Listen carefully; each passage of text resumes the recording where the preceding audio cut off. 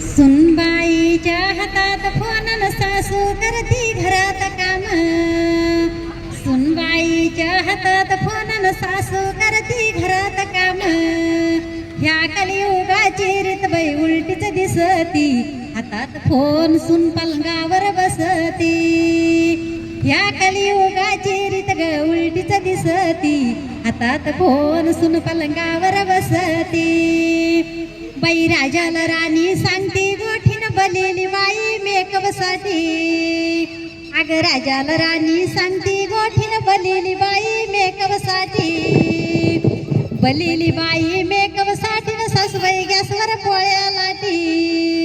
ह्या कलियुगाची रीत मग उलटीच दिसती, हातात फोन सुन पलंगावर बसती. ह्या कलियुगाची रीत ग उलटीच दिसती, हातात फोन सुन पलंगावर बसती. वरण भात केला शिरण सासून आवरील सरसर. वरण भात केला शिरण सासून आवरील सरसर. चिवडा बर्फी काढील शेवण सुनवणी आत्याच्या हाताला चव. चिवडा बर्फी काढील शेवण सुनवणी आत्याच्या हाताला चव. कलियुगाची रीत बाई उलटीच दिसती, हातात फोन सुन पलंगावर बसती. कलियुगाची रीत बाई उलटीच दिसती, हातात फोन सुन पलंगावर बसती. सासूचा विचार करीना कोणी न घाशी ती भांडी भरी नळाचं पाणी.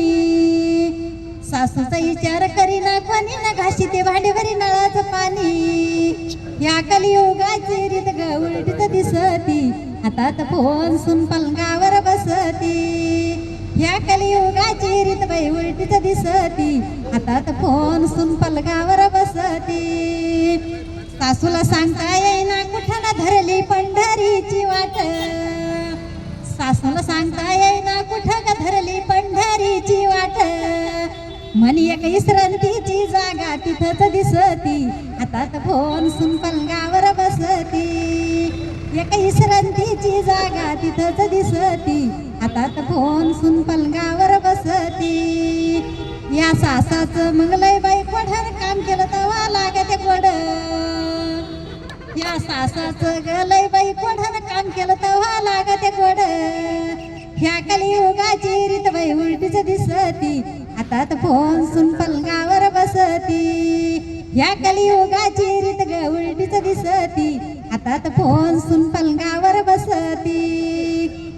पण ताई जरी मपली सून झाल्या, पण मला खूप इशी आवडा का ताई माझी सून कीर्तनकारीण झाली.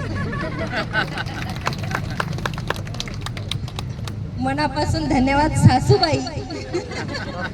तुमचा मुलगा म्हणतायत तसं बरोबर तुमचं निघालं. तुमचा मुलगा मागेच बसलेले आहे, तर ते प्रत्येक कीर्तनामध्ये सांगतात सुनबाई गोड बोलती. सासूबाईला म्हणते सासूबाई तुमच्यासारख्या नरमसूत पोळ्या कोणी करीतच नाही. आणि त्याचप्रमाणे बघा आमच्या सासूबाईनं सुद्धा सांगितलंय, सासूबाई काम करतच राहते बिचारी, सुनबाई मोबाईलच बघत राहते. प्रोफेशनल युग आहे, काय करावं आता. खूप छान आमच्या दिंडीमध्ये येऊन या ठिकाणी आपल्याला सर्वांना सासूचं आणि सुनबाईचं दोघांचंही गीत प्रदर्शन करून दाखवलेलं आहे. पुनश्च एकदा आमचे खूप खूप खूप खूप मनापासून धन्यवाद. रामकृष्ण. एक या गीताचा शेवट करते. मला आपल्या ह्या दिंडीचं नाव सांगा आणि एक थोडक्यात अगदी थोडक्यात, आणि शेवट ते उखाणा घेऊ. त्यांचे उखाणे खूप प्रसिद्ध आहे, ते उखाणा घेऊ आणि आपण थांबू.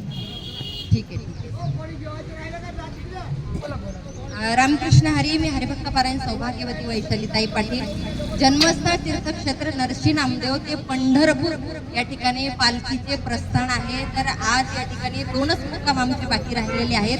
गेल्या 19 दिवसापासून प्रवास आमचा चालू आहे आणि गेल्या 31 वर्षापासून संत शिरोमणी नामदेव महाराज यांच्या पालखीचे प्रस्थान नरसी ते पंढरपूर या ठिकाणी होत आहे.